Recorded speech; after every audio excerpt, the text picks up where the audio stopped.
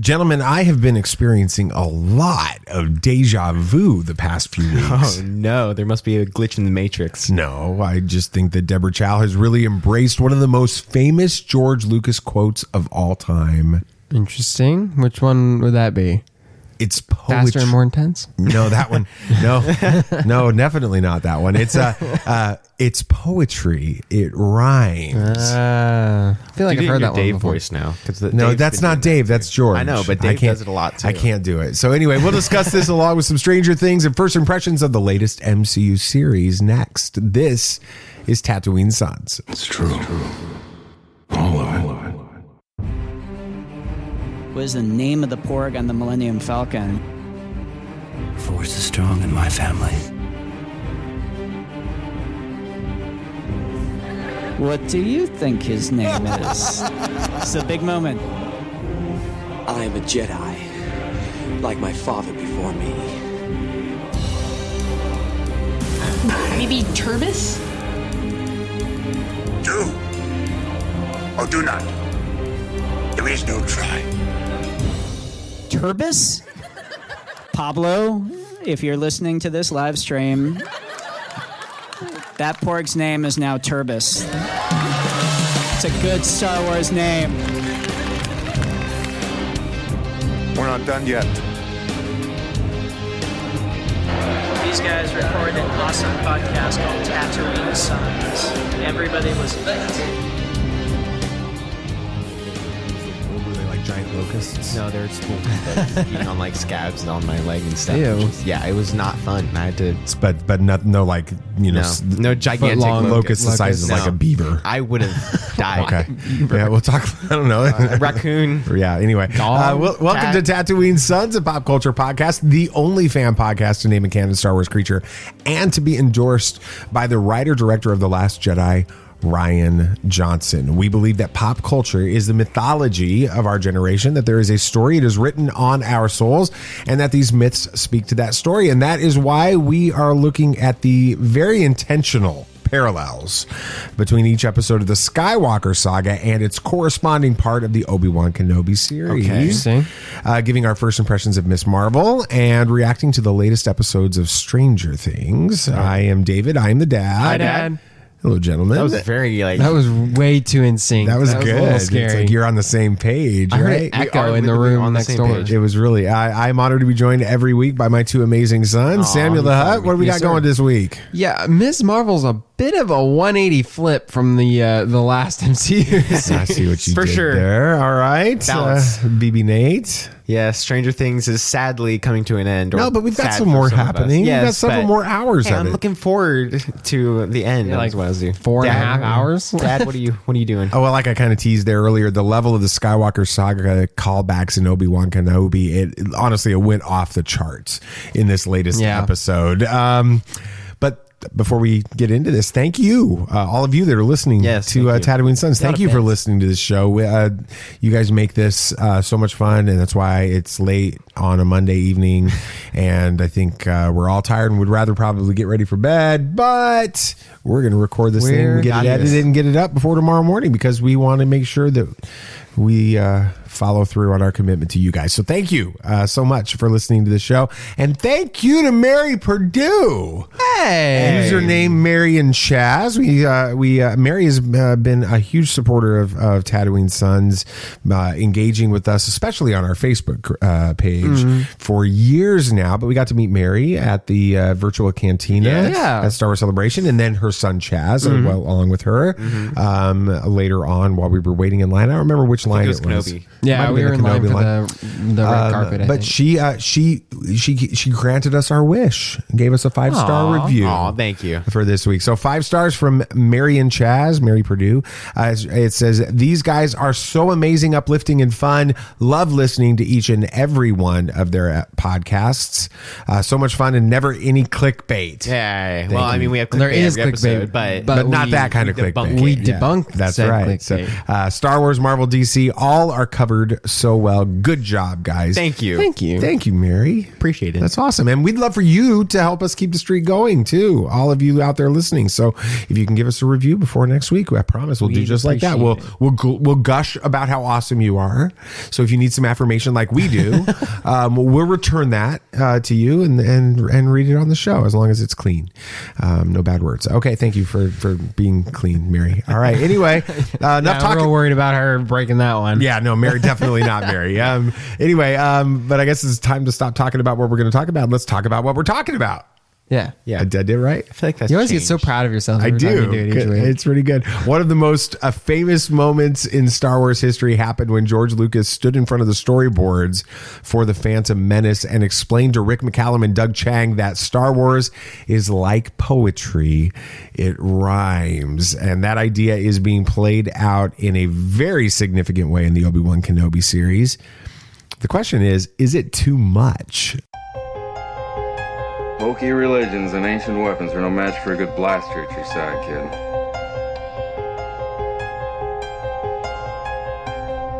Rebellions are built on hope. Force is with me, and I am with the Force.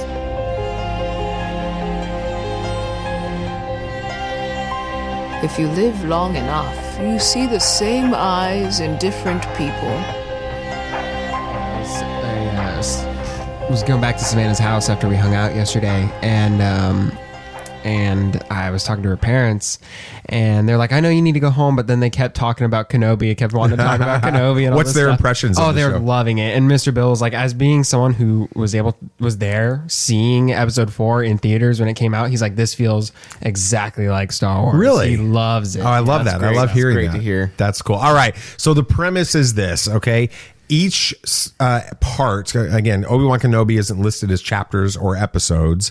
It's listed as part 1, part 2, part 3, It's a movie. It's like a movie that's and it in is being played in theaters again. At some This is point. the rumor that's out. I'm not 100%. You can find tickets actually for Really? it in the UK and Canada. Most likely not the US. Guess but we're going to Canada. They are playing all of the episodes with the live Q&A at the end. Oh, man. At some theaters. That's cool. Bummer. It's about 5 hours and 40 minutes. Jeez. So it's crazy. Okay, well, So anyways. like a quarter of the Stranger Things series. Yeah. So the premise, again, very simply, is that each part of the Obi-Wan Kenobi series parallels or has moments that are callbacks to the corresponding episode in the Skywalker saga. So the first one is obviously part 1 and the Phantom Menace is how this goes together. So curious, we've talked a little bit about this, but what are some of those things that kind of stand out in your mind? I'll start with you, Sam. Yeah, I mean, it feels like you can't really tell the story of Star Wars without going back to Tatooine at some point,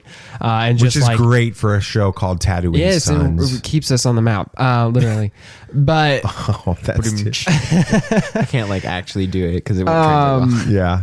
But just like how they were forced to land on Tatooine in episode 1, we find ourselves back on Tatooine in part 1 of Kenobi, because that's where he's been stationed since episode 3. So there was a bit of a parallel there. And Yeah, it's they more come back to subtle in this one. I mean, Yes. I think that if you just start with the first with part 1, you're not going to really feel like there's a ton of callbacks, but each part of the Obi-Wan Kenobi series has gotten more intense with the callbacks. Yes. Would you Yes, agree? I do. With that, what's one that you saw? I mean, Leia and Anakin, in some ways, the thing is Anakin wasn't kidnapped. So that's a big difference between him and Leia. But just Kenobi dealing with a 10-year-old kid. That's about the same He age was as annoyed Anakin with was. him in but he's episode 1 very as well. gentle with Leia. He's very kind because there's a special connection there with Anakin and Padme and all That's that. true. So there's a different layer to that, and I think he's learned, especially dealing more with a Padawan, especially. So that's a good comparison. It is interesting too to think about how in the Phantom Menace, Obi-Wan Kenobi was reluctant to take Anakin as his Padawan. Why and do I in feel like he this, picked up another useless life form? well, that, but also even after Qui-Gon, That's true. You know, there's this reluctance in that, and that continues on in some of the comics and the books and stuff. But the reality is he's reluctant to go after Leia in this, and he has to be convinced to do that on this. Obviously, in the Phantom Menace, is Qui-Gon Jinn is front and center, and we see a lot of Obi Wan Kenobi trying to connect with Qui-Gon Jinn, and we still haven't actually seen that take place yet. I think that could happen in the next episode. I'll explain why maybe a little bit later with that. But there is that Qui-Gon Jinn connection in a big way. I see what you're going with this. In this. All right, so that's the Phantom Menace. And again, like I said, the first part isn't as clear. Each one seems to get a little bit clearer as you go forward. Second, idea is part 2 corresponding with Attack of the Clones. BB Nate, what's one thing in in part 2 that seems to connect? Well, you have Daiyu, which is the planet that Kenobi and Leia, Kenobi gets to go get Leia, but it is very similar to the lower levels of Coruscant. There's a lot of comparisons. I honestly thought it was more like the planet from. Well, I think when we saw the original trailer in this, we thought it was Coruscant. I thought it was a planet. it was Coruscant. I thought it was a planet from Mando season 2. Oh, okay. That he went to, because that would have made sense, but I don't think it is. But it does have very similar feel to Coruscant and the dirtiness, the grittiness of the lights, the street things, the neon, and the way that the people act as well, which I'm sure Sam will touch at some point. I mean, you hit it right on the nose there. In episode 2, Attack of the Clones, Obi-Wan's just up and offered a death stick, just some crazy person offers like, it. you want to buy some death sticks? Right. And then in this, pretty good. Wasn't it? Was that pretty good? That was great. You want to buy some death sticks? But you won't do Dave. All right, here's a fun story from my past. Oh no. You were offered death sticks? No. So back you were the one offering death sticks? 20 years ago, 21 years ago, whenever it was, when I was playing Star Wars Combine, that massively multiplayer online role-playing game. Yeah. My character was, I called him Soul Advasian, right? Yeah. But my avatar, my image was of Elian Sleaze-Bogano, but I literally took off the antennae, and that was his kid. That was him. So there's my connection to that. Okay. Anyway, wow. But then in deep dive part 2 of Kenobi, he's just up and offered some spice, which we've come to know more about through later series and stuff. Plus, Dune. It's interesting with Dune. But yes, you're right, Solo. But there is that parallel. Just he's out on these lower levels, these grimy, scummy areas, and he's just offered some drugs. I guess he's just got that face. I wonder if we're going to see that happen in Mos Eisley, which is why he's like, you'll never find him. Right, he's like, this is the third time now. A greater scum, hive of scum and villainy, more wretched hive of scum and villainy. Yeah, like I said. Okay. I mean, for me, it's the whole idea of the bounty hunters. There's the bounty hunters that are on the hunt for. You okay over there? Yes. Okay.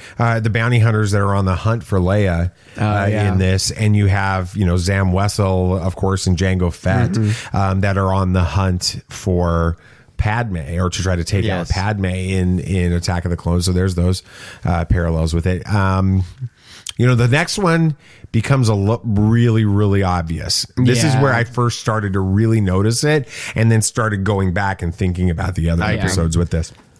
Part 3 clearly connects with episode 3, Revenge of the Sith. So, Sam, go for it. I mean, obviously, both Revenge of the Sith and this episode end up in a duel between Obi-Wan and Vader. It's the big climax of the... More of a slaughter in this episode.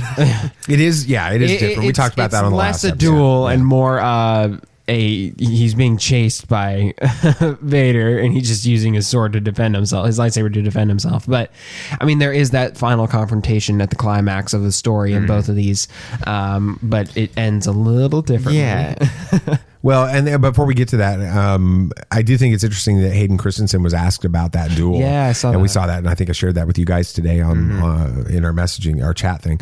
But Hayden Christensen was basically like saying what he thinks Vader was his reaction was during that duel in part 3, and it was like, shocked that Kenobi was disconnected with the Force and not fighting back, and like wanting more from him, like goading him to try to get him to do more, and he wasn't. And then he says, "This is going to come back to play." I don't want to say, I can't say too much, but this is going to come into play later. We knew on. that there was another duel. I think that's cool that he addressed it. All right, BB Nate. Obviously we have the duel, but then Vader starts lifting Kenobi into a fire and holding him there so he would burn. And I was freaking out at this scene. I was not excited, but I was interested in the parallels between that and, of course, Anakin burning. And that's the moment that you're like, wait, there's more going on. Yes. Yeah. And it was a beautiful scene in how it was done. And how it was done. And the writing. And meanwhile, was I'm going to take Nathan to counseling after this episode. I didn't like that. Got a little pyro over here. But I did enjoy the parallels and how defeated, the poetry of it, exactly, and how defeated Kenobi was after it, because he realized how much he failed even more after this battle. Do you think that Kenobi's laying there being held down in the Force? Because I do believe that he's being held down. I don't think that he's just laying there knocked out, right? Being burned and thinking, I deserve this. I do. I really do. I feel like it's letting him come back to kind of letting himself deal with what he did, his failure, and he's like, okay, well, this is something I deserve. I failed, so I deserve. Well, I failed because I left Anakin. Yes, to die. And Josh, that it was anyway. Emotional. It was a tough scene. There's another one that's in there, and I don't think this one's being talked about that much, but this idea that the Empire is good. We see that when Ben and Leia land on the planet to go meet the person they're trying to connect with, and you get the truck driver, and I don't remember his name, and he's got the Imperial flag insignia. I don't remember on the back of his truck, and there's this idea of, in Revenge of the Sith, the Empire is being celebrated. There's the famous line from Padme, "This is how liberty dies to thunderous applause," right? And they all feel like the Empire is a good thing, and we get to see that playing out with this citizen in this scene, all in. who's just like, the Empire's good. We need a little law and order in our world today, or in galaxy today, which is exactly what the idea of the Empire was in Revenge of the Sith. Turns out he was not voiced by Seth Rogen. No, that kind of surprised me. It wasn't Seth Rogen. No, it was that kid, the guy from Scrubs. Scrubs. Yeah, I can't remember his name. Did you guys thought it was Seth Rogen? Yeah, it sounded like him. Didn't it, Nate? I was kind of, but I knew it wasn't him. No, okay. All right, it sounded like him. Anyway. All right, they just they are loaded up in part 4 and the connections to episode 4. Yes. A new hunt. A new hunt. Wow. That's not nearly as good of a title. No, I think A New Hope is better. Yeah, let's go. Okay. Well, why don't you explain while I recollect my thoughts here? Well, the most glaring one is rescuing the princess, rescuing Leia from Fortress Inquisitorius, which I feel like has more security than the Death Star.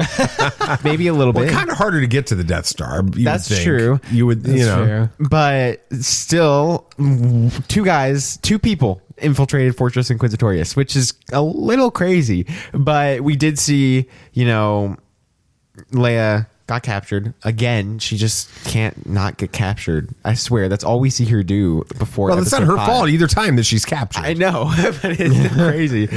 Even it happens in New Hope too. But we do see. I literally heard the dun dun dun dun when the Tantive 4 is being captured by the Imperial's destroyer. Right. You said she's captured, and I've got that in my head. All right.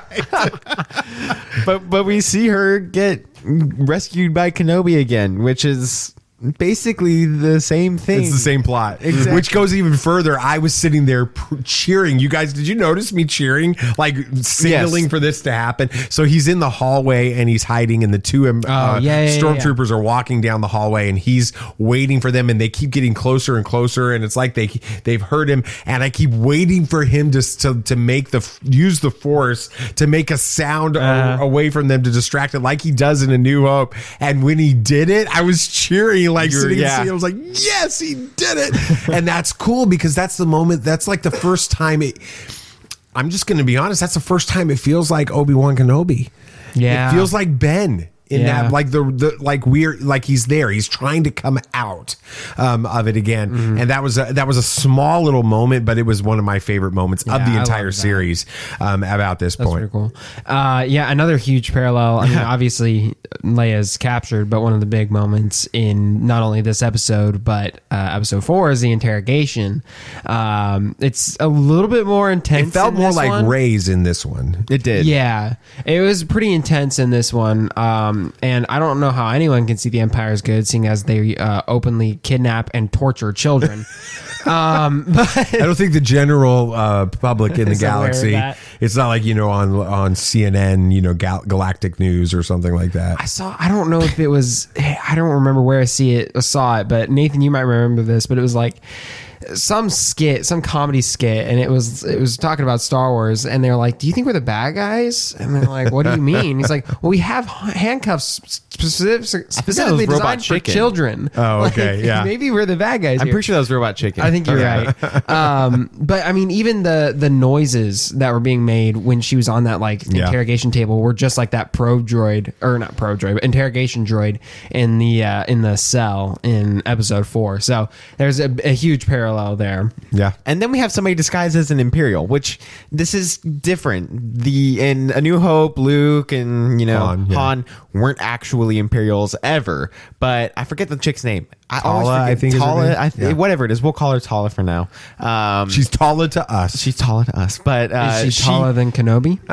No, she actually isn't. But Tala is an actual Imperial and hasn't quite gotten her credentials revoked yet because they haven't found out that she's defected. So she uses her. Not at this point. They have at the end of they this. did at the episode. Yeah, it's pretty clear. But she uses her rank to get into the fortress to help out Kenobi with navigation, and kind of like what Han did in A New Hope and Luke. But we see her using her rank in a very intense scene when she's being questioned at the beginning when she's about to go through the TSA basically of the fortress. Space TSA.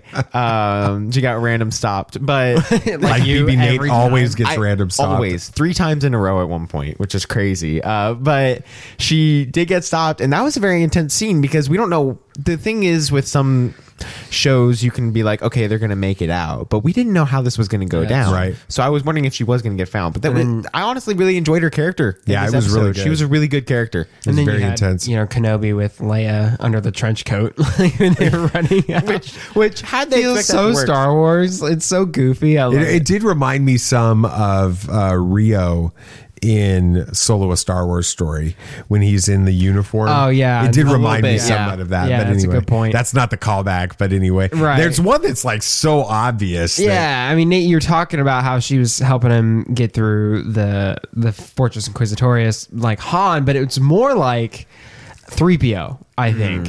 Okay. There's that scene in episode 4, A New Hope, when they're in the trash compactor, but 3PO and R2 had to hide in the closet, I think, because the troopers were inspecting them, and they left the comm unit on the desk, and there's this shot, really iconic shot of the comm unit sitting there.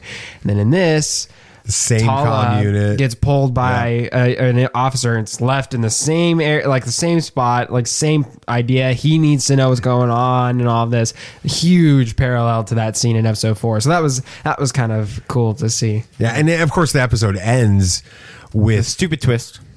Well, I don't like it. What do you mean? I don't like it. I don't like when you don't like it because it creates conflict. No, droids got used. Oh, okay, yeah, because you're a droid guy. I'm a droid guy, and I liked Lola. I wasn't really thinking about it like Lola.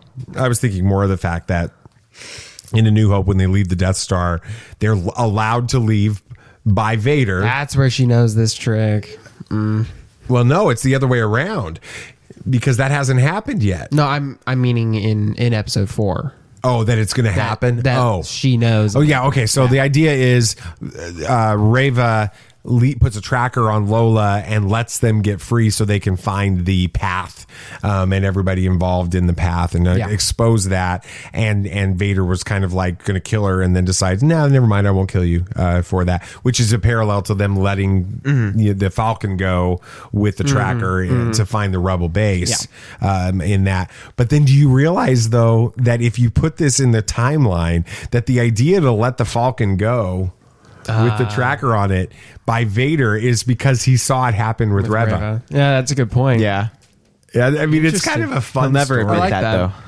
Yeah, I'm curious. Okay, so I know that we just to keep it real simple. What's the big one that you think is going to happen in part 5? That's going to connect with that. I think you kind of alluded to it, but in Empire Strikes Back, we got our first look at Force Ghosts. They've been teasing Qui-Gon for a while now. If they were going to bring him in at any point, it would make the most sense here. Yeah, I agree with that. That's the big one. Like, it has to happen. In episode 6 of this, you're going to get the final confrontation, much like Luke and Vader. I think we're going to have Ewoks. Vader's going to turn good. No. Wait. No, but are you going to have that conversation? Remember, the conversation in Return of the Jedi is between Luke and Vader about him being good on Endor. I think that'll happen. Yes, you get that conversation between Obi Wan Kenobi and Anakin. Because I think that Qui-Gon will ask him to, saying, they're still good in him and all this stuff. Well, Joby Harold, the writer, has come out on record again and said all of the things that people are freaking out about and saying are discontinuity. She was made it really clear in the last few days. They're all going to resolve themselves just fine before the end of this show with it. But I think it's a good time for a little bit of a dad moment. I am your father. It's a really interesting thought exercise to dig into cycles in life. I mean, for an example, 25 years ago, Christy and I, their mom. Sam and Nate's mom, had just moved to Daphne, Alabama. And since then, we've moved to Colorado and then into an RV for a year all over the country. And then back to Colorado and then to California and then back to Colorado and then to Florida. And even though we had no intention of ever moving back here, we will celebrate our 25th wedding anniversary this weekend back here in Daphne. That's crazy. Alabama. Life is not a straight line. It's a circle. It's a circle. History circle. Sorry. The circle of life. Yeah, that's a little different than that. But anyway, history repeats itself. And while some might consider the fact that the Obi Wan Kenobi series is taking plot lines and ideas from the Skywalker saga as maybe lazy writing with that's the criticism I've heard. I actually think it shows a very important truth. What has been will be again. I had a thought to tag on before this because I thought about it while you were playing the sound for the dad moment. Nice. I think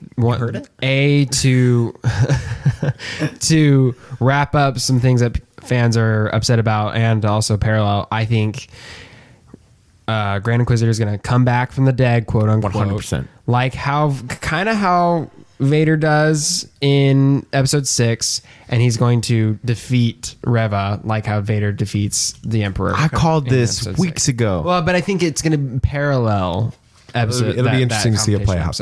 We have 2 more episodes to go, and again, like we've been saying for the last 5 or 6 minutes, they're almost certainly going to parallel 100%. The Empire Strikes Back and the Return of the Jedi.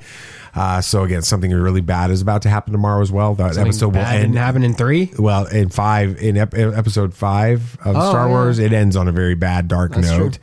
I hope we don't bring Solo into the story. That's all I have to say. And then it'll get all worked out in the finale a little over a week away. With that. All right. Good segment. Thanks. Good job. As always. That's good. All right. So what do we have now? Oh, it's bad news. Oh, yeah. The Star Wars clickbait is out like crazy. It must have something to do with the buzz around the Kenobi series. So we need to have lots more Star Wars content out there in clickbait sites. And that's up next on Bad News. Well, you want the bad news or the really bad news? Star Wars fans wish Kenobi never happened. I did not realize that I didn't wish What, you didn't? Show. I did. Wow. I never wanted it to happen. Really? Yeah, for sure, since I'm a huge Star Wars fan. You're kicked off the show. Inside the Magic, which would better be rebranded as Inside the Clickbait, has a headline this week that has very little to do with the actual content of the article that follows it. Nothing new for them. The show references some tweets about the Obi Wan Kenobi series, and some of them are actually pretty tame. Others are a little bit more critical, but none of them state that anyone wishes that Kenobi never happened. In reality, the majority of the tweets suggest the show would have been better served as a cinematic release instead of a series on Disney Plus. That's a far cry from claiming they wished the show never existed. Jeez. Yes. That's a clickbait level of 9. Yeah, at least on that. Exclusive Obi Wan Kenobi Reva spin-off series in the works for Disney Plus. ScreenGeek.com, which interestingly brands itself to look very similar to ScreenRant.com, has a big scoop this week. Really big one. Huge. It's a big one. It claims that a new Reva spin-off series is coming to Disney Plus. But before you get your hopes up, they have no real evidence behind this claim. No. Our sources, it's like trusted and proven. This is what they said? Yeah. Is their quote? Okay. Our sources have told us that a Reva spin-off series starring Moses Ingram is in development for Disney Plus. We were unable to get any plot details regarding the spin-off, so it's unclear if it will be set before or after Obi-Wan Kenobi. Learning more about the third sister would be interesting, but this is a claim without any evidence, so it gets a clickbait level of 8. Wow. Awesome. All right, exclusive. 12 seconds ago, Hugh Jackman in talks to join Star Wars. Did it literally say 12 seconds ago? No, I wouldn't be surprised. Okay. Giant freaking robot is tapping into the old trusted and proven sources bit, reporting that Hugh Jackman is being recruited for a Star Wars series on Disney Plus. As usual, they provide zero evidence other than claiming that we should take their word for it, and their word has proven less than trustworthy before. It would be cool though. Clickbait level of 8. Yeah, I'd have to do a musical or something. No. Kind of like Joker 2? No. Which I don't know what I'm all right. That's on that note, let's move forward in the show. Samuel the Hutt.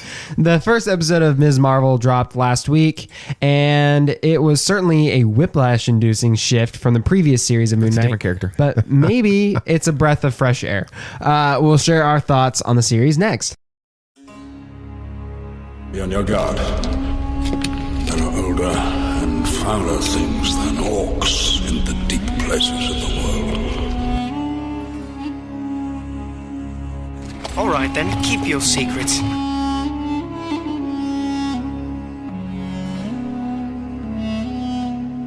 You're coming to us. Is as the footsteps of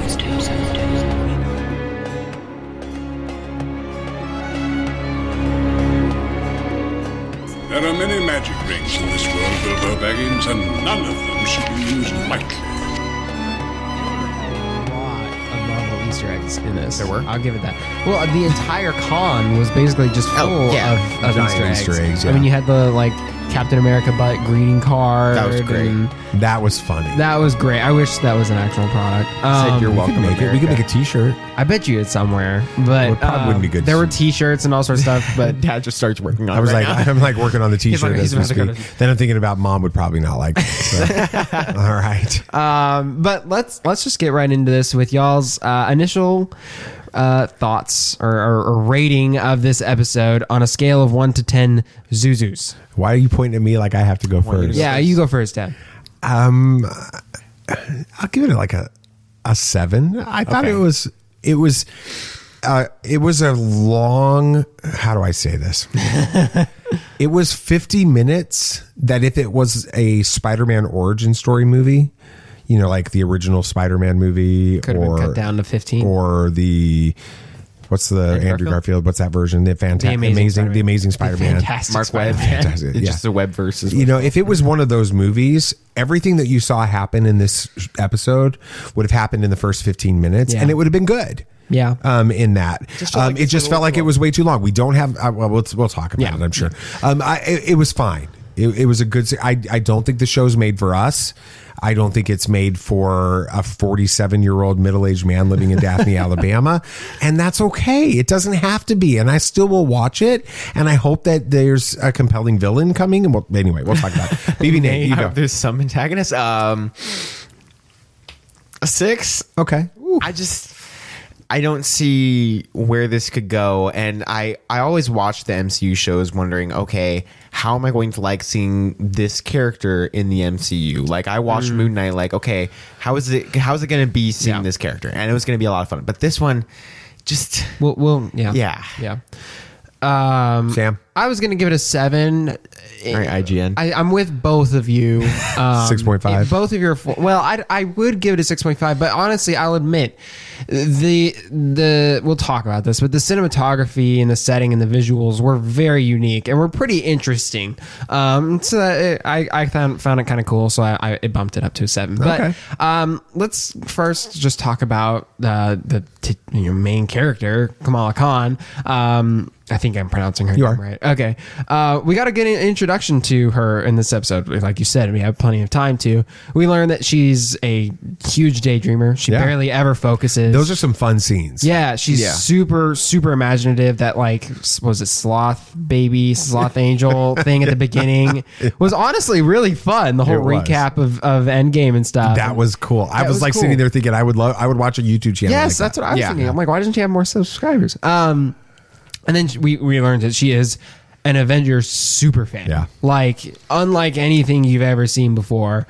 And then this is, your pretty typical high school story. She wants to do her own thing, not what her parents want her to do. She's her own person in this. So, but since we're pretty familiar with her character in the comics, do you guys like her character so far? I like it. I think that it's, like you said, very stereotypical, and I hope we get some more complexity to it, some more originalities where we can be like, okay, I understand this character is different than what we've seen before, just not another high school kid, but we understand it. And I think we will get that, and I'm excited to see when that does come to fruition. But I think that right now her character is fine. I don't dislike her, but I'm not a huge fan of her. But yeah, I'm in the middle. I like the character. I like the story of the family.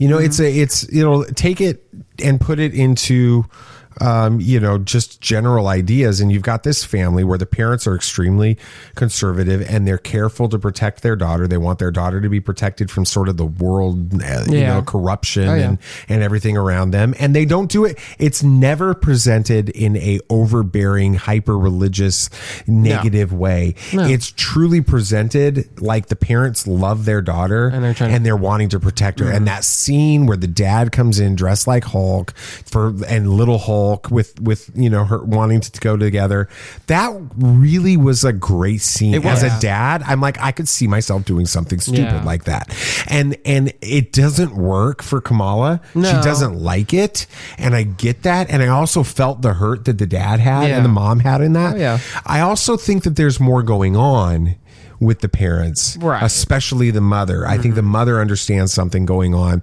that we haven't seen yet. But I like the family dynamic. I like the bigger brother with that. I like that he's religious, but it's not presented in this really weird way. No, he's just a normal dude that's religious. Yeah, he's like very passionate about his faith. I like all of that about this story. Yeah, I really enjoyed that part of this story. Yeah, I think they handled it well.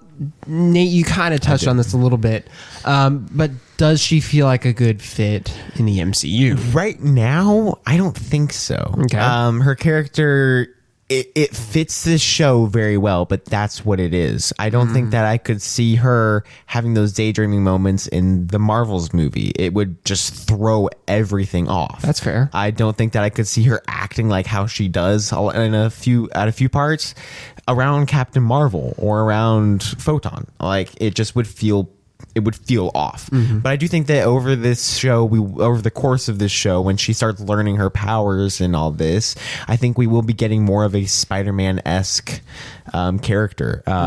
Just kind of the high school student that gains powers. Yeah. And deals with that. Yeah. That kind of brings me to my next question. Is this just kind of another Peter Parker rehash with different powers? I don't think it's a rehash. And that's not what I was trying to say earlier. I wasn't saying that this is just the same storyline, but put with Miss Marvel. It's not. It's not the same storyline. But there are parallels, there are similarities to it, because you're dealing with a high school teenager that's sort of on the fringes in her own high school, and she's having struggles with her family life and all of that. And then you throw in especially the MCU version of Peter Parker, this kid that's making videos and just having fun with this, and you got that with Kamala Khan in this. So I do think that there are some parallels, but I don't think it's a rehash by any means. No, I don't think so either. No, I think that's good. Now let's talk about the setting and the tone of this series, because that's really what does the most to differentiate this from anything we've seen in the MCU.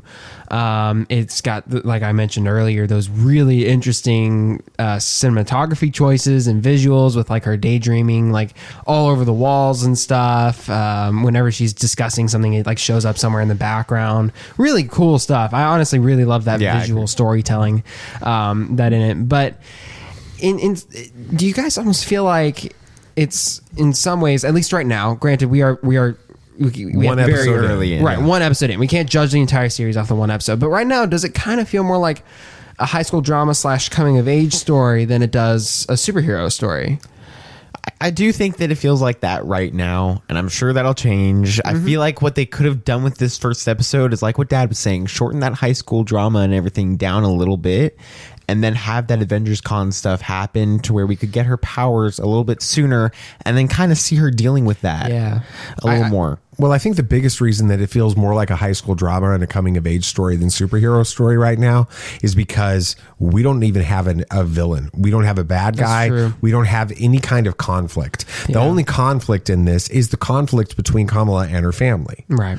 In this. And so at this point, that feels like, a Disney Channel high school show versus an MCU story. And I know they're going to have to change that to move this forward, but that's the case. Yeah, one thing, a couple points I want to make. One thing about you mentioned the antagonist. Moon Knight did do one thing really well in that, well, first we did know who the villain was when we started going into it, so that had benefit. But literally the first scene we saw of that series was Arthur Harrow putting glass in his shoes. That already was like, whoa, what's going on here? So we at least had something to look to. But I think, Nathan, kind of going to your point, I think a better, not necessarily better, but a better direction they could have gone with this episode is shorten the drama side of things down to like half of the episode, have the Avengers Con happen, and then have the rest of the episode be like Shazam, the beginning of Shazam. Yeah, that's what I was saying. When he's just kind of playing around with the powers, being goofy like a kid would when he finds out he has powers, recording it and goofing off with his best friend. Yeah. Having her do that with, Bruno? Yeah. For the rest of the episode would have at least made it feel a little bit more superhero. Exactly. And as much as the Bruno-Kamala relationship, feels sort of Disney Channel story as well versus MCU story, I do like Bruno, and I do like the character, and I do like his. He's definitely got this thing for Kamala, and she's clueless. To it. At least that's the way it's coming across to me right now. But his concern, like his desire to help her and to help her get to the con and to make the costume and all of that. It's a good character, and I'm excited to see where that goes. He's a cool guy. Yeah, I agree. But are you overall, you guys, like a fan of the kind of style and direction they've taken with this series? Not necessarily going away from the story and more like the setting and the visuals and stuff. Are y'all a fan? I can't say either way right now because I think that it'll fit for the series, but I can't say if I'm a fan of it or not because I haven't gotten much of it. I've gotten 50 minutes in the first episode. That's it. And the episode itself was, like we said, very, very drama heavy. So it was difficult to figure out if I would enjoy it as a whole series or not. So I think after the second episode, I'll be able to definitely tell if I enjoy it. I do. I liked it. It was fun, and it's a really interesting storytelling choice. I think you even referenced this a minute ago, but BB Nate, I don't know how that translates into a Marvel's movie. Yeah, so exactly. I don't know how you translate that character and the way that she does things. It's the same. This is the exact same concern I have about Deadpool in the MCU. It's no different. Yeah. It's not that I don't like this this character and the storytelling choices with the way they did it. I just don't know how it fits in. And it's the same way you bring in a Deadpool, breaking the fourth wall, doing all the stuff that the Deadpool character is known for. How does that translate into the MCU? Yeah. That's concerning to me. So it's the same thing. You guys feel like it should almost serious up in the future episodes of the series to better transition into the larger MCU? I don't know. Because then if they just that might take away from the character. It might take away from the character, and it might just feel like, why did you do it in the first place? If you're just going to switch, then why didn't you have it serious in the beginning, or at least more serious, where we could, have more time with the character instead of you just switching. So it's a difficult position they put themselves in. It's a bold choice to do the direction that they did, and I hope that it works for them, because I really, like I said, I don't have a problem with it the way they did it. I just hope that it translates into the future of the MCU differently. And the last little point I want to talk about is just kind of, where does the series go? What's the point? At the very end of this episode, she finally got her powers, but there's still no clear direction or point to the series hit. We have no idea who could be the antagonist or any sort of indication as to who the bad guy could be. Granted, there's still a lot of series to go, but you'd think they'd at least give us an inkling of the conflict, but there's nothing. What do you guys want to see in the next episode or the series as a whole at this point? I want to see direction. I want to see a clear path, or at least sort of a path of where we go with this series, and how we, instead of it just being 6 episodes of an origin story, I want to see a whole superhero arc. I want to see a comic arc where we have Kamala getting her powers and then having to deal with a driving force against her, an antagonist, but we don't have that yet, and I'm worried that they will just go 3 episodes of an origin and then 3 more episodes of conflict with her family. So we'll see. I think they're going to end up bringing in an antagonist. I think we're going to get fine. I think that there was something that was planted in this first episode that I don't know. I know we haven't really talked about it, and that was is it her Nani that died? Yeah, yes. the person who sent the is that her grandmother? I think it's an aunt or an aunt. An aunt or something. I think an aunt or the sister of the mom. Yeah, the mom knows something about this person. Right. She receives the gifts. The bracelet is one of them. The mom wants to get that away from Kamala right away. She talks about how how Nani was always a dreamer and fantastic in the way that she thinks about things, and she compares Kamala to that. There's a reason that Nani sent the bracelet to Kamala. All of that is part of this story that we just haven't seen. So I do think that in some of the trailer that we did see them in India. So I think that that's where things end up going. I think you're going to have a villain. It's going to be in India. I think that it's going to connect to Nani, and I think that Miss Marvel is going to end up having from to go India though.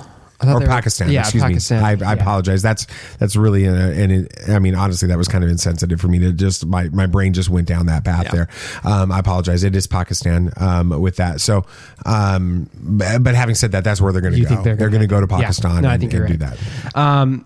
Overall, at this point, are you guys excited for the rest of the series? Kind of indifferent, or just kind of turned off at this point? As I was at the beginning of the series, I'm indifferent. I'll watch them, and I hope I do get excited for the series. But as of now, I'm not really excited. So, Dad? Yeah, I think it's I mean it's my position on the series has not changed, from the trailer. To this point, it was like, okay, this looks different. I don't think this show's made for me. It doesn't have to be. You're not going to hear me complain about that. No, exactly. But having said that, I'm glad that they're making this, and I know it's connecting with a lot of people. Yeah. And I'm going to watch it, and I'm going to appreciate it. And hopefully, we'll see some things that are allowing the story, the concerns with the story to be resolved that we have. Yeah, so. you about summed up my exact thought as well. Ms. Marvel will have the standard season length of 6 episodes, with the next one releasing tomorrow. While, like Dad said, we may not be the target audience for this series, which is not a problem. We are still very interested in seeing where the series might take us next.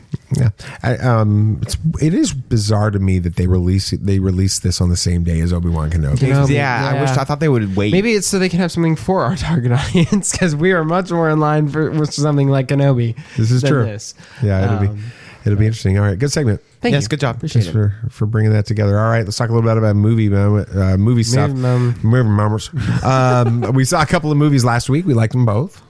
Yes, they were good. Plus, a movie that's been a decade in the making finally releases its first trailer, and that's all up next on Movie Moments. At last we will reveal ourselves to the Jedi. At last we will have revenge. One new release this week, Lightyear. It is about a sci-fi action adventure and the definitive origin story of Buzz Lightyear, the hero who inspired the toy. Lightyear follows the legendary space ranger after he's marooned on a hostile planet 4.2 million light years from Earth alongside his commander and their crew.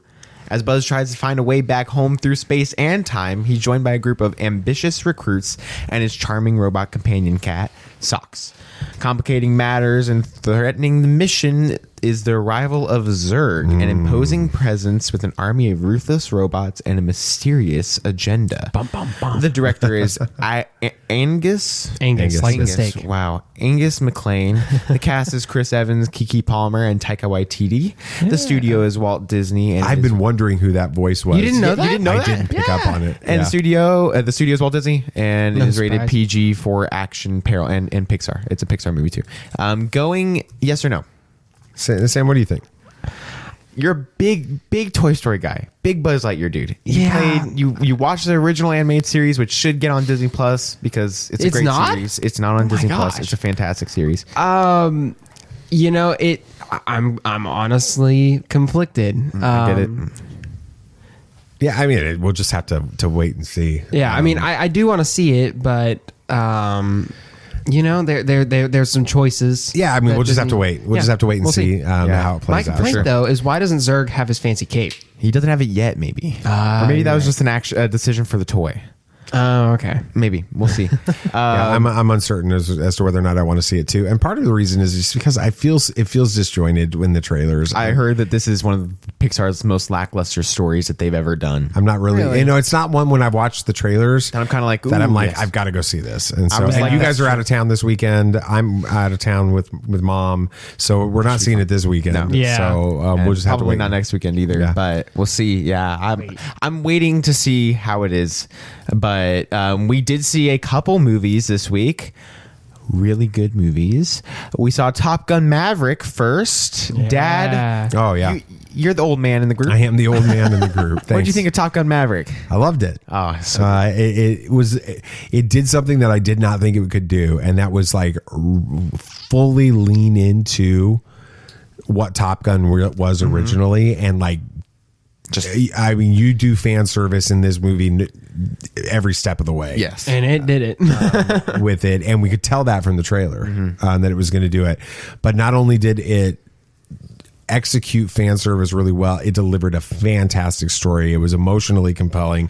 It was a lot of fun. I was on the edge of my seat, and it felt like a Star Wars movie. I was only missing it needed more Highway to the Danger Zone and Take My Breath Away. It needed Take My Breath Away. It was sorely lacking in both of those. Did you like it though? Oh yeah, it was so much fun. It was great. Yeah, I loved it. I have no real complaints. I would go see it again. I loved it so much. It was a really great movie. It blew the original one out of the water for me. All right, now watch it, son. I really think I do think it was better, but that might just because I don't have any emotional connection to the original one, and just from an objective standpoint as a movie, I think it just was more well done. The writing was a lot better. It wasn't as cheesy. The story was more. The story was more compelling, and I really loved the relationship between Maverick and Rooster and how that all ended up. And yeah, it was good. It was great. I really liked that. And I thought for a second they were going to kill off Mav. I thought for a second they were going to kill off Rooster and Mav, and I got really worried. Yeah. But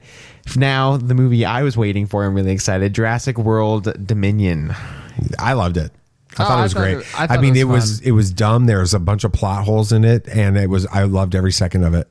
It was so much dinosaurs. fun. It was jump scares and cringe moments, like when locusts that are the size of beavers were flying through the air, and all of that. And at the same time, I loved it. And screw the critics. Go see this movie. It's fun.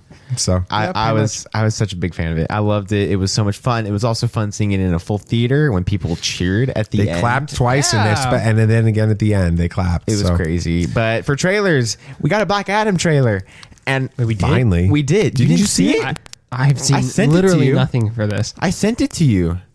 Really? Yeah, he did. I completely missed it. Wow. Yeah, that's what happens when you're a full-time working man. But yeah. Even Dad saw it, and he's full-time working. But I really liked it.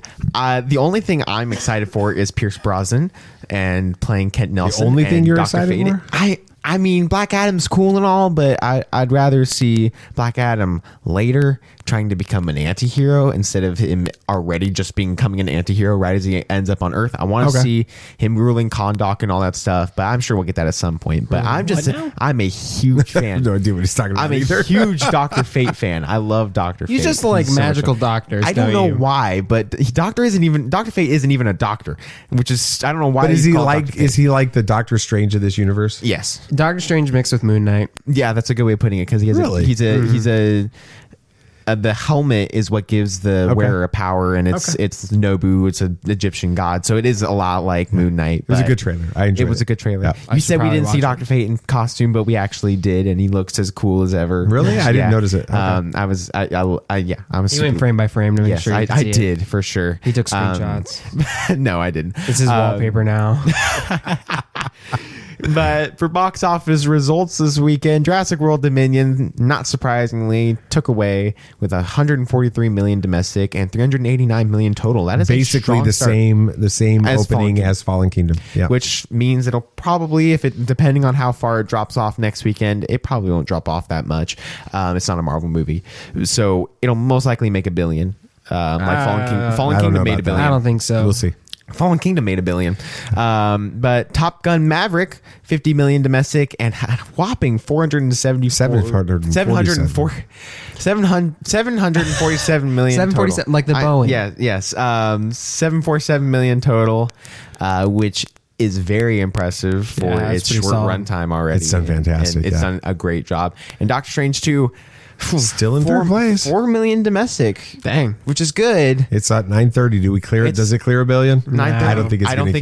Yeah, I don't think it's going to. Yeah. It did better than Morbius though. Everything did better than Morbius. I think that's the low. That has to be like the lowest performing Marvel movie of all time in a week. That was terrible.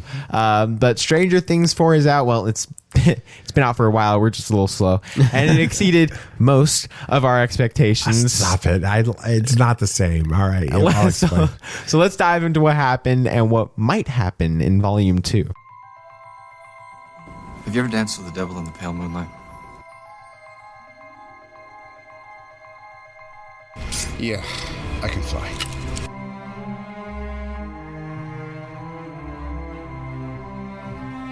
I'm here to fight for truth and justice in the American way. The people in this room, which one is A, wearing a spangly outfit, and B, not of use? There's only one God, man. And I'm pretty sure he doesn't dress like that. That man has no limits. You're leaving us during like all the important things. My best friend who just went into the Coast Guard, I haven't seen for years, was like, hey, come and spend a week with me over 4th of July. So that means you aren't going to be here to watch Stranger Things, the final part. Not with y'all. No. And you're not going to be here for Thor: Love and Thunder. No. I'm sorry. I don't care. All right. We're still watching it. So I'll watch it too. We'll just have to watch it with Tristan. I'm watching. Yeah, I'm watching Stranger like Things we did with Rebels when it would come out. Yes, and stuff like that. I'm watching Stranger Things as soon as I can because I'm very excited for this. I think Tristan and I are staying up till midnight. I might try the same. But Dad, yeah, let me get your reactions on this first. Initial reactions for Stranger Things Volume 1. They call it volumes like Guardians of the Galaxy. Stranger Things 4 Volume 1. Yeah, Stranger Things 4 Volume 1. Initial reactions on a scale of 1 to 10 superpowered children, because we're leaving 11 and 12 out, and 13 and 14. I think it goes up to like 15. Huh? The number of kids, the names of kids. Oh yeah, 8. Okay, I thought it was good. It was good. You just oversold it to me. Well, you didn't get it. All right, okay, Sammy.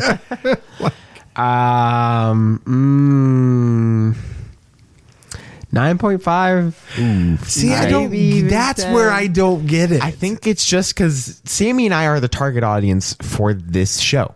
Because you might think it's you because you grew up in the 80s, but it's because us, all the teenagers and everything, wanted to grow up in the 80s and everything. And so now we're seeing that world, and we're also seeing this great story with the Upside Down. So what would you give it? He gave it a 9.5. I would give it a 9.5 as well. Really? I don't think I could give it a 10 yet. We'll see how volume 2 is. But I really loved it. All right. I loved the season, and probably because the last 2 seasons were pretty lackluster in my opinion. It did feel like it went back to the formula of season 1 with the scariness, the creepiness, the mystery, and everything. But walk me through it. But before I get into a deep dive or a few things of what happened and where it leads us, just give me y'all's crazy predictions for the final volume. Hold up, don't give a prediction sure to go wrong. That's later.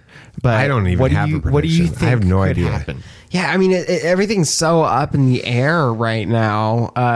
It left us off at a not a bad spot. It was just it's a weird spot that we're left in. I definitely think Elle's gonna have a final confrontation with Vecna. I think that's obviously inevitable. Going to happen. I think they're going to have to make it to Creel's house in the Upside Down, and in order to distract, Nathan's not going to like me for this. You better not kill off Dustin or Steve. No. But I think in order to distract the, what are we calling them? Demobats? Yeah, Demobats. I think Eddie is going to grab his guitar and an amp. He's going to go up on the top of Creel's house. Don't we see that in the trailer? In the trailer, we see something. And he's going to shred it out while those bats are at him. He's going to sacrifice himself, but in probably Eddie the coolest better not way die. ever. I like Eddie. He's going to die. But he's going to do it in like the coolest way ever.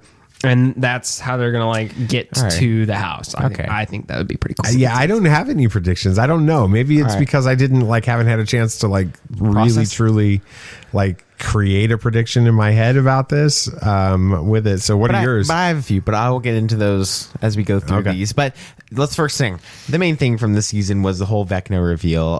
We got a connection with Vecna, and we find out who he actually is. He's one, the first. Yeah, I think I guessed that pretty early on when they said one was no longer around anymore, and the guy that ended up being one was the one telling the story. I'm like, creepy. Yeah, he's a creepy dude. He's one, and that's probably great Vecna. acting on his part, though. He was very creepy. But we got that reveal, and we also found out that he is Henry Creel, the son of Victor Creel, which it was awesome to see Robert Englund as Victor. That was cool. Yep. And then we find out he's Vecna. Exactly. It was three twists. And I timed it this time, and that whole scene lasted 20 minutes of exposition, which I loved. I loved exposition. It was really good. So I was super happy about that. But Sam, since you've had more time to sit with this information, what are your thoughts on Vecna / Henry Creel? I loved it. I loved this reveal. I was sitting there. My jaw was on the floor. Yeah, I was in the van on the ride back from the choir tour. Really sick. It was the worst runny nose I had ever had in my life. I felt like absolute crap. So my mouth was already kind of open because I had to breathe through my mouth. But I'm sitting there, and these reveals start happening. From the moment that he starts throwing people around and we realize he's one, my mouth was already open. And then the twist after twist that he's not only that, but he's Henry Creel's son and he's Vecna, and it was crazy. My mouth was on the floor at the end of that. I thought it was great. But as for his character and stuff, I like it, and I like how it kind of helps make sense why the Upside Down's doing what it's been doing for the past few seasons. It's been going after Elle. Why would it go after this random girl? Why are her superpowers connected? Yeah, why is she so important? Right, connected with the Upside Down. That's all explained at this point. I like it. I think he's an interesting villain. We thought the Vecna was interesting from the start, but now he's actually got weight and significance to the story instead of he's just a cool bad guy. And it explains why he's different than the Demogorgons. Exactly. Why he can talk, why he's humanoid. I loved it. I thought it was great. Yes. So. But Dad, you weren't sold on much of this season, but what about this villain? I think you were sold on the season, but it wasn't as big of a reveal for us as it was for you. So what do you think of this villain and this reveal? Yeah. Anyway. Yeah. I'm not sure I understand what I'm tired. Okay. I know. I am too.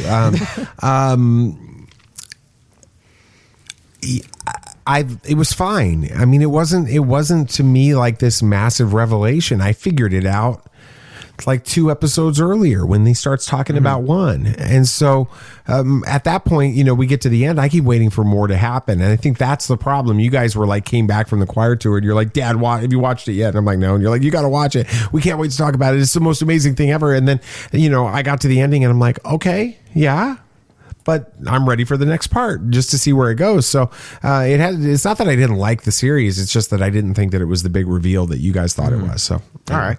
Well, another huge thing from this season was how powerful Elle actually is. So we saw her disintegrate into the Upside Down, which was absolutely crazy. Yeah, that was crazy. Yeah, that was pretty tense. She is more powerful than the original, which means that she can take him down now, but he does have the full power of the Upside Down on his side. So, Dad, thoughts on Elle and her power? I'm just trying to figure out where these kids got their powers. Did they explain They cloned him. They cloned one. They explained that in the exposition. I missed that. I need to just go back and watch that exposition. In this season? Yes. I did not catch that. You didn't catch that? They were cloning? Yes. They kept making them from him. That's not what I They got. would use his DNA and then find a mother, and then they would have another child to use. That's why we see the mom of Jane. Well, yeah, we got that from season, what was it, 2? Yes. I think we knew that, but I thought these were just kind of like, X-Men, just, powerful children. No. They were from. So where does one get his powers from? He was born with them. That's a more compelling story to me than 11. Mm-hmm. Where did this come from in the first place? Yeah. That's what I want to know. We might get that. We might find that out. We have 4 hours of content to look forward to. So, but it could just be as simple as the X-Men. It's just as a mutation. That is a valid explanation. We might see it. But Sam, do you think that Elle is powerful enough to destroy Vecna and survive in Volume 2? Oh man, she had a difficult time closing the Upside Down in season 2, but now she's more powerful because of Nina. So yeah. It depends on what kind of story they want to leave us off with. Do they want to leave us off with a happy ending? Her and Will are together. I've heard that they're not having a happy ending, though. The Duffer brothers have said that. Or does she end up sacrificing herself to put an end to this, and Mike has to go on without her? That's really what it comes down to. But as to what I would like, I'm not really sure. I'm kind of leaning towards the sacrifice one just because I think it's a more compelling story. But if she ended up making it, I wouldn't be upset with that either, as long as they make it feel right. It still feels like she had to give something up somehow. But I don't know. She is powerful, but you got to deal with the entire Upside Down now. I think that this is my prediction, and I'm almost pretty sure it's going to happen. I think that she'll be having a battle with Vecna in his little mind palace that we see when Max is being, sucked the life force out of her.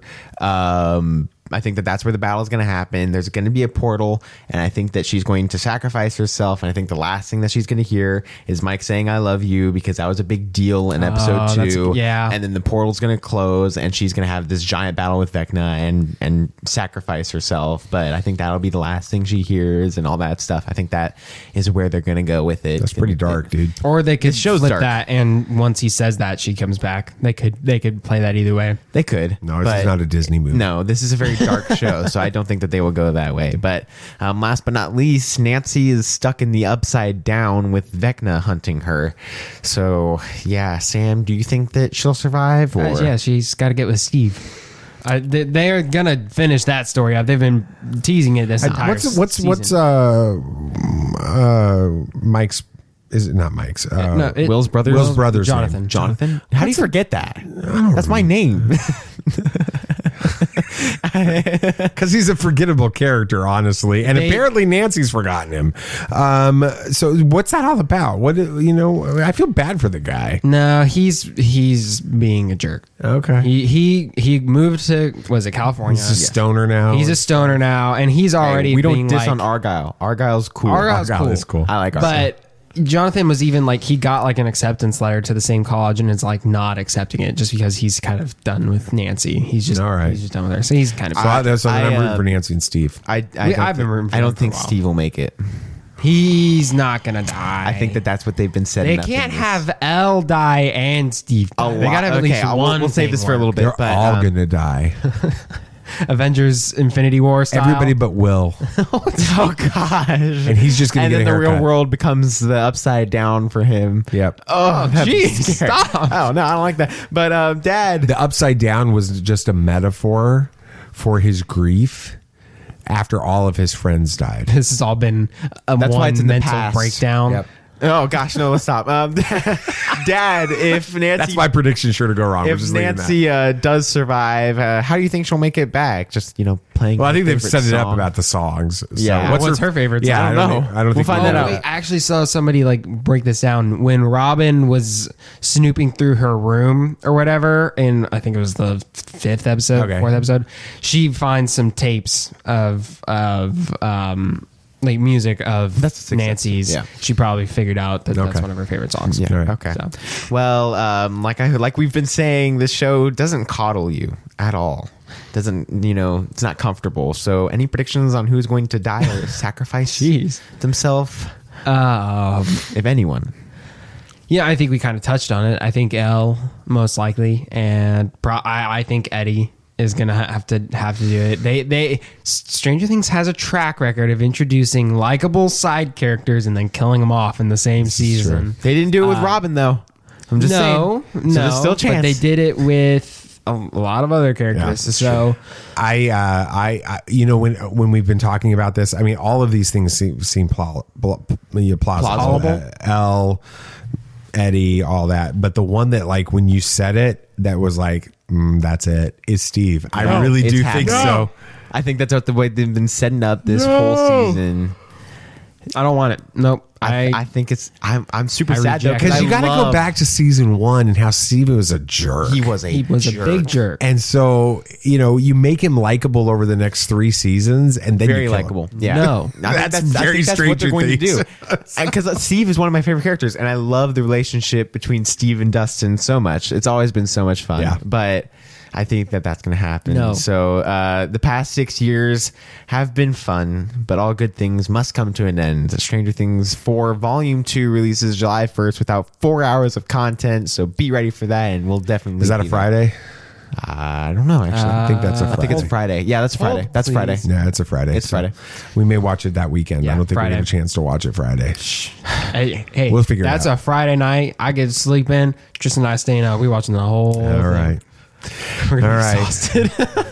Well, good job. Thank you. Nate. Good job, Thank you. Nate. Good segment. Anything else you guys want to talk about? Anything else?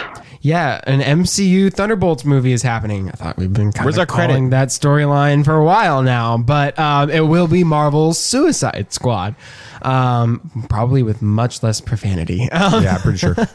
But that's exciting. I'm excited for that. I think we've been wanting. They've been that story setting that for a up while. with Elena. they should have and James Gunn. Taskmaster and John Walker. John Walker. And I feel like James Zola. Gunn should direct that though.